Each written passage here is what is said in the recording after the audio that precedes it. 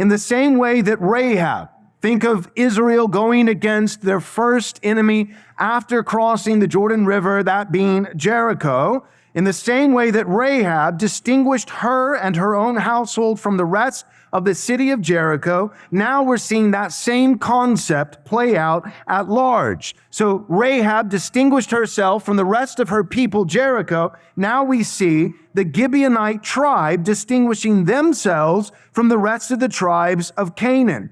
Both actions are done in faith. We should understand this as an act of faith. The faith is, at the very least, Rahab recognizes that at the end of the day, that Israel is going to win the battle because they have the Lord. It's not because of any practical circumstance. Jericho was a superior. They had the position that was advantageous over Israel. Israel was coming in. They were nomadic. They had been wandering in the wilderness for 40 years, an entire generation, whereas Jericho was strategically positioned. They had a fortified city. They had walls that stretched to the heavens, as we see in the book of Deuteronomy. That's the way it's described. And so Jericho had the upper hand in every practical regard, and yet Rahab recognizes that ultimately the Lord, the God of all gods, lowercase g gods, King of all kings, Yahweh himself, is with Israel.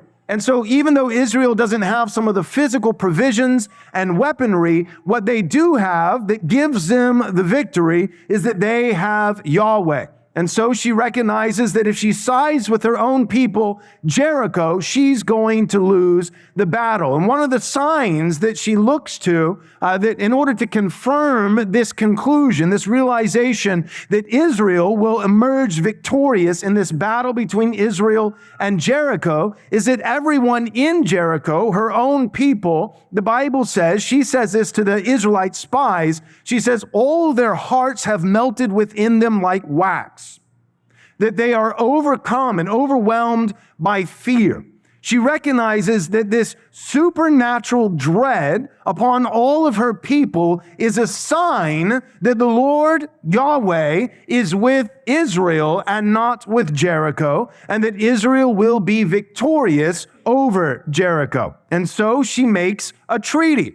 She says to the spies, I know that you are going to inherit the land. No matter what we do, it doesn't matter how tall our walls are, it doesn't matter what provisions we have on deck. At the end of the day, you're going to conquer because Yahweh is with you. So please remember me and my family. And the spies make a covenant. They make a treaty with Rahab and her household. They say, hang a scarlet thread out of your window, have every member of your household in your home, in your physical home, as we come to decimate Jericho, and you will be spared. Why? Because of your faith.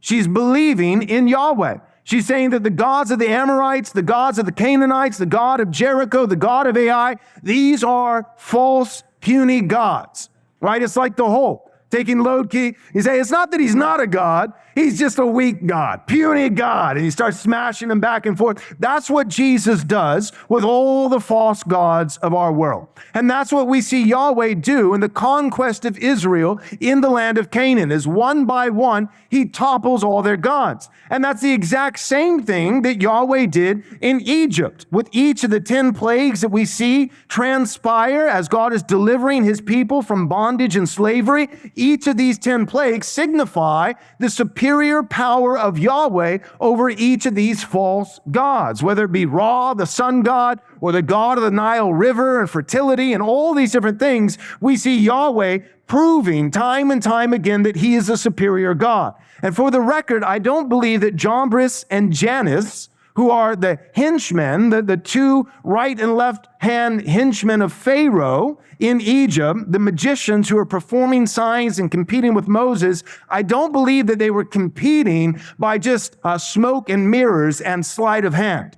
I believe that they were using true dark arts, that they were actually performing not just tricks or sleight of eye, but they were actually performing real dark magic by a not divine, but by a supernatural source, namely Satan, the prince of darkness. So they're actually doing real signs. So it's not that one God is real and the others are fake.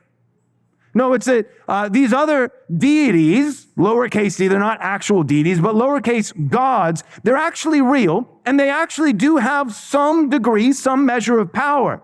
But the point is not that God is real and these other guys over here are fake. It's that God is infinitely superior to all these other false gods. And so that's what we see is God in the book of Exodus, in the deliverance of Israel out of Egypt with the 10 plagues, we see God proving his superiority, his infinite superiority over false gods. And we see him doing it again in the book of Joshua as Israel is coming into the promised land of Canaan and driving out all of these Canaanite tribes that are pagans worshiping, again, false gods. Rahab has faith. She sees this. She picks up on it. She realizes, here's a true God. My people, our God is a false God, and I know that Yahweh is a superior God, and therefore his people will emerge victorious. And one of the ways that I can tell is not by looking at the physical level, looking at Israel and their victuals, their supplies and all these kinds of things, and then looking at Jericho and our walls and our armory and our artillery. No, at that level, it looks like we have the upper hand. But the reason I know as a confirmation, as a sign that Israel will emerge victorious is because all the men in my city are cowards. That's how you know. You know because everyone is overcome by what only could be described as a supernatural sense of dread. And remember when I preached this a few months ago, I said that fear is not only a sin, and it is a sin. We have the utmost sympathy for fear, right? We're not very sympathetic when it comes to other people's pride. When we see pride, we're like, that's nasty, that's bad, that's sin, how dare you?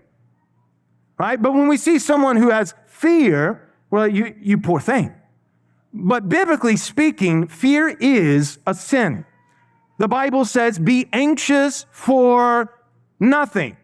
except for things that are legitimate and if you're a mom, you can't help but worry. It really just means you love your kids. No, there's no exception clause. It's just be anxious for nothing, which means to be anxious for something is going against God's command. Therefore, sin. But not only is fear sin on biblical terms, but it's also at times a sign of God's corporate judgment. When an entire nation, when an entire people are overwhelmed by what only can be described as supernatural fear, an extreme sense of dread, that's one of the signs that not only do you have individual people sinning in regards to choosing to be fearful rather than have faith and believe, but you actually have a corporate judgment, a confirmation of God's corporate judgment over a people. Their hearts have melted like wax. So, all that being said, Rahab has faith. She sees the signs. She sees, she's clued in. She realizes something supernatural is going on here. It's not just that our men are a little bit scared. No, they're overcome by dread for no practical reason. At every level, in the practical sense, we have the upper hand, but no. This is supernatural. It's because Israel has Yahweh and he is the superior God. He will fulfill all of his promises. And one of those promises is to decimate us and to give his people an inheritance in the land. And so she makes a treaty. She makes a covenant because of faith. That's what we now see in our text today. The same principle now applied at a larger level with the tribe of Gibeon. So you have all these tribes.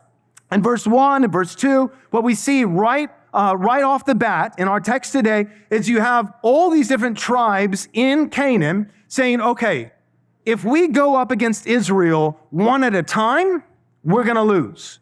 Our only chance is to have an allegiance, to come together as one so that we can take out Israel. Because if it's just Jericho, Israel was victorious. If it's just Ai, right? We've had 2 battles now so far in the book of Joshua, and Israel again is victorious. Well, maybe it's because Israel is having the luxury of facing each of these tribes, Canaanite tribes, one at a time. But what if we all went up against Israel together? simultaneously. Well, then maybe we would have the advantage. And even with this plan, which again makes practical sense, in the practical sense, it is a reasonable plan. It's a strategic plan. But even with this plan, the tribe of Gibeon says, we'll still lose. Why? Why so much confidence that they'll lose? Well, it displays some level of faith in the God of Israel, in Yahweh. And so what they do is the exact same thing that Rahab did. They go to Israel, they go to Joshua and say, we want terms of peace. We want to form a treaty. Quick, make a covenant with us. Now, there's one main difference. The main difference between what Gibeon did and what Rahab did is this. Rahab lied to her people in order to make a treaty with Israel, whereas the Gibeonites lie to God's people in order to make a treaty with Israel.